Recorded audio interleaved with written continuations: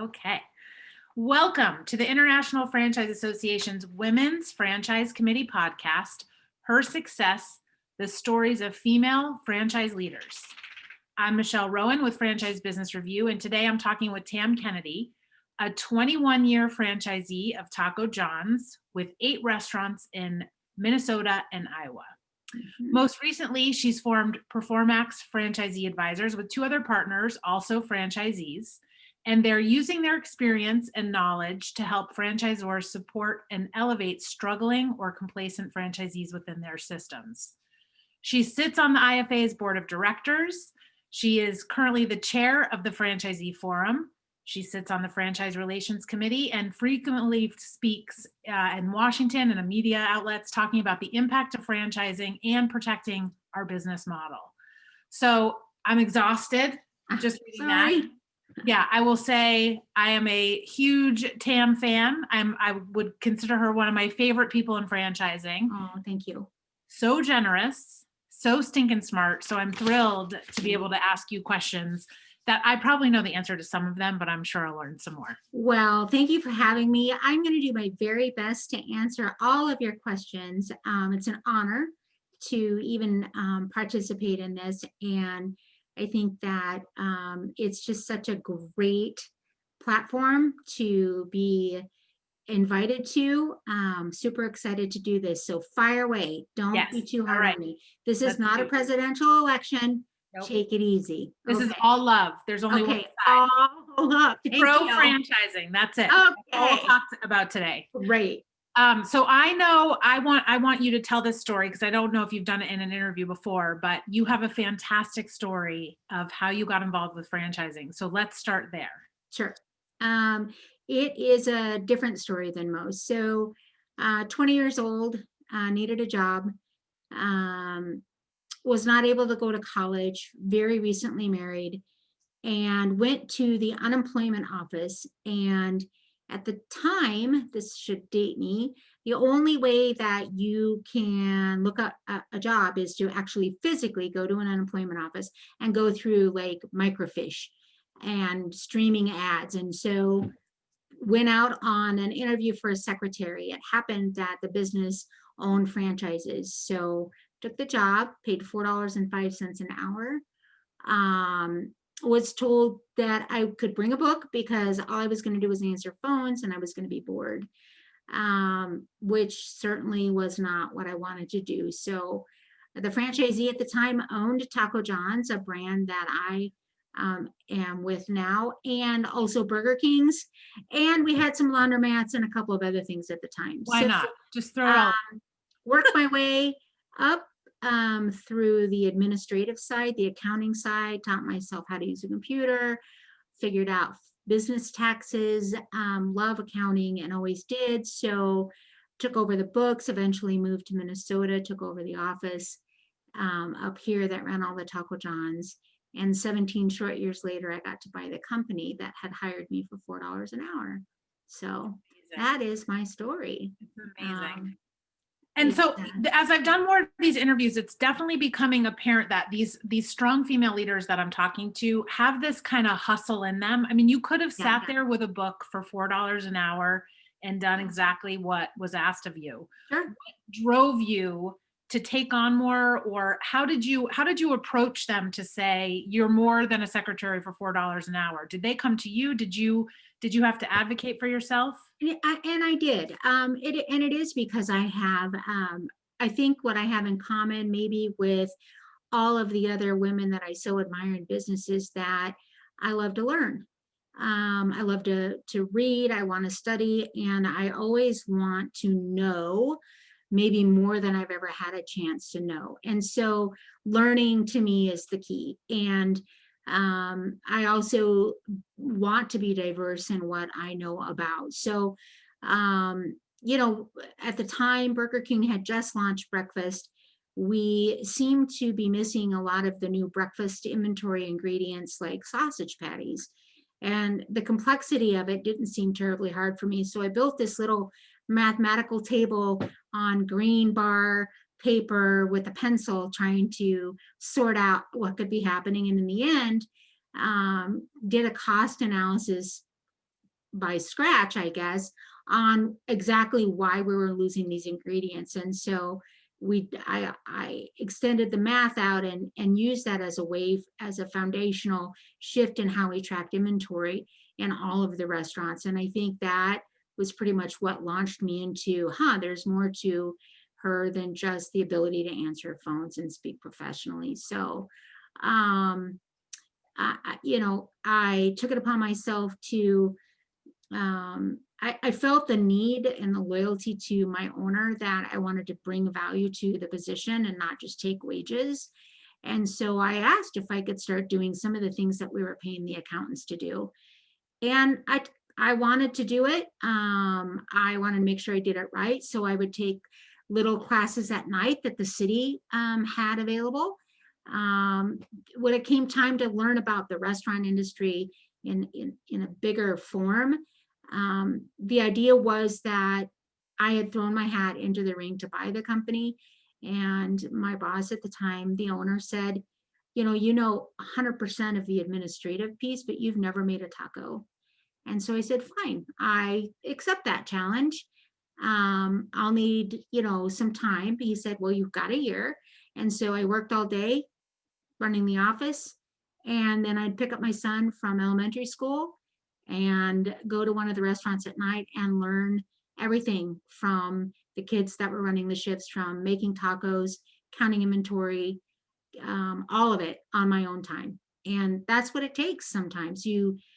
That's what it takes. Everybody that I know that succeeds um, does it because they've taken the initiative. And that's an important word to me as well. Well, the other thing too that you said that I like too is learning doing the other parts of the job. Right. Gives you a better understanding. I mean, how better to understand what someone's going through than if you do it and Sure. understand how it's That done. authenticity is huge Yes. to directing and leading a team. Yes. Absolutely hard to motivate and inspire when you don't really understand what the world is. And so that has been a foundational key to kind of how I run my company today. There's really only one thing right now in our company that I don't do. Everybody knows in my company, I'm a cook. I love the process of food management. I love the data. I love the numbers, but I do not deal with cash registers well. They catch on fire when I try to ring things up and talk to a person at the same time. So everybody, when I walk into one of my restaurants, says, please don't go near our cash registers. And that's pretty much where that is. Maybe it's a technology thing. I'm not sure. Well, and you obey their command. I do. Absolutely.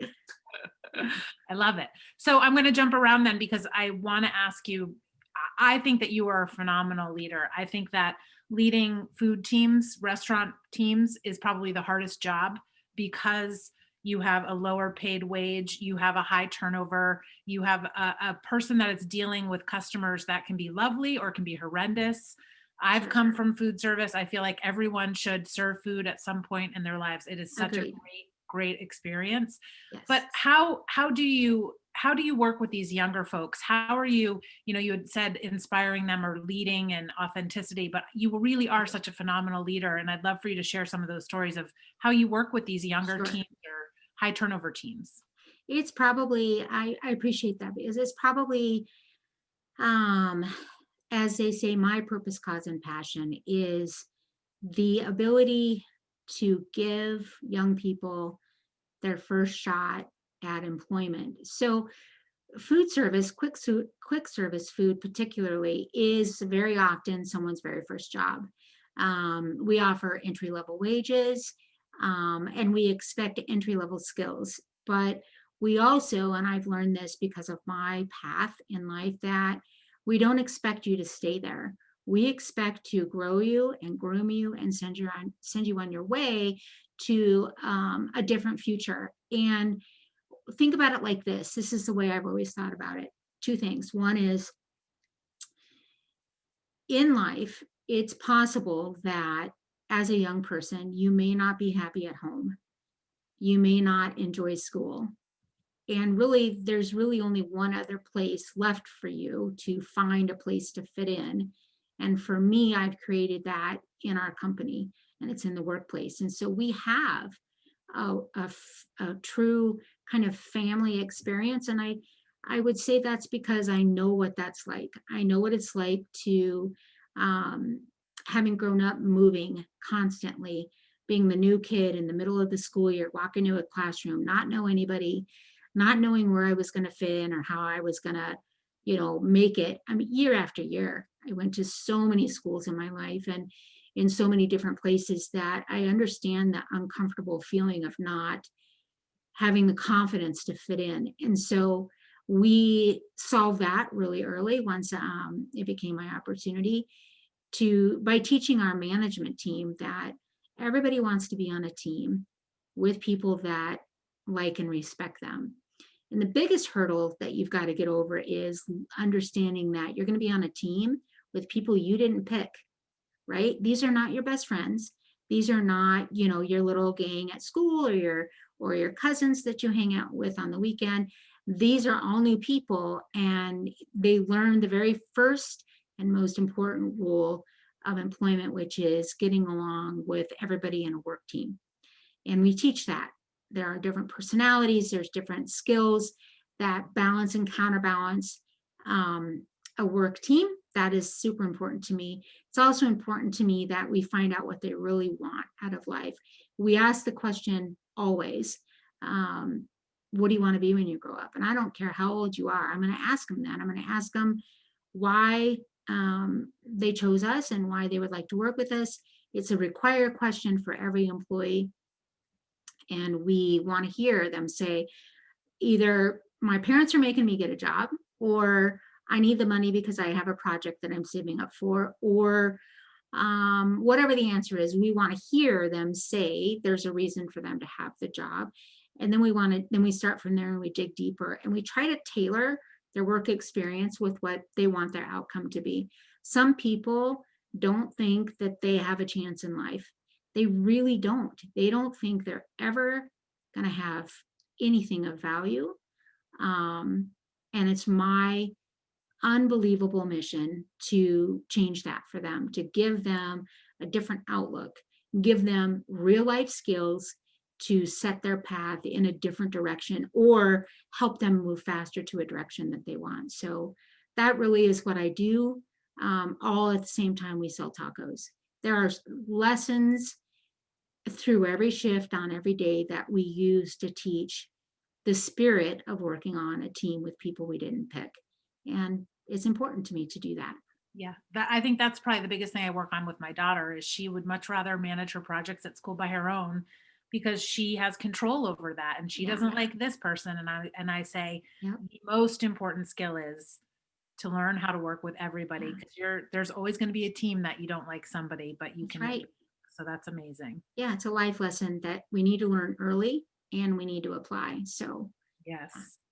Yes. And so while we're talking about these employees, I always love to ask the question, I think that there's been so much talk about diversity, and I know that it's important in franchising. And I want to have those conversations, and I want to support employees. And I just want to get your thoughts on how do you work the importance of inclusion into your staff or into your brand, and make sure that people do feel safe where they're working and talking about things that are important to them or how they're affecting them. sure. Well, probably the way that I would say it in the most easy way is I'm really old school about this. Everybody's important to me, regardless of their personal choices, regardless of their background, regardless of their culture, regardless of their ancestry.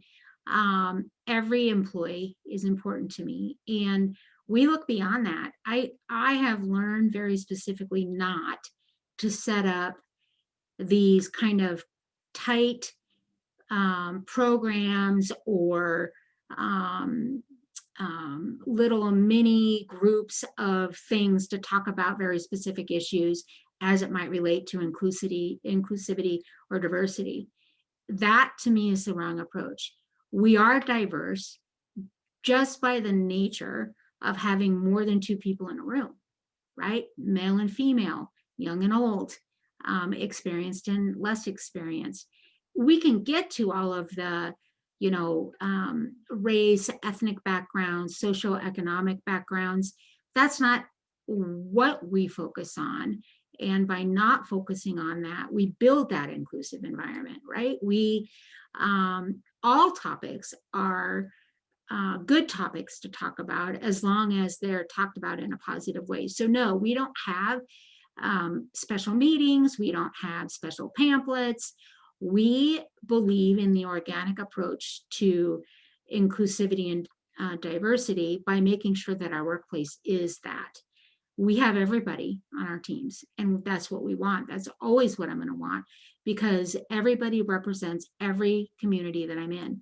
Now, I'm in urban communities, I'm in rural communities, I'm in high volume, high traffic, very busy communities, I'm in wealthy communities, I'm in not at all wealthy communities. All of that means that I have the ability to impact diversity and inclusivity. And again, we do that through very generally through the workforce that we hire. We look for the best candidates regardless. And it turns out that if somebody were to, on any given day, kind of break it down in a scientific model, you would see that we probably hit every box that there is to hit if somebody's trying to figure that out. And the way to, for me, that is the most important is to start with the idea that everybody's welcome, period. There is no off limits anything about work. We go about our work every day, which in the end is just making really good tacos for our neighbors, by making sure that our team is reflective of those neighborhoods, and we don't have to force it. My general management team all understand that anybody, regardless of race, creed, religion, doesn't matter, has the opportunity to move up, move on, whatever it is they want. My management team, my leadership team, all are reflective of a very diverse, inclusive platform, because that is my foundational belief in what restaurants offer. It's who we are. It's what our neighborhoods are. And so we don't, like I said, we don't have like special meetings or anything like that, because we don't need to. We work side by side together. And even through here in Minneapolis, even through the rioting and the burning and all of that earlier this year, there were some worries for us, but we never had to call like these full team meetings to talk about all of it. It was remarkable. I will tell you, it was remarkable. Our teams, regardless, wanted to stand by their stores and make sure they wanted to stay in the stores and make sure nothing happened in the stores.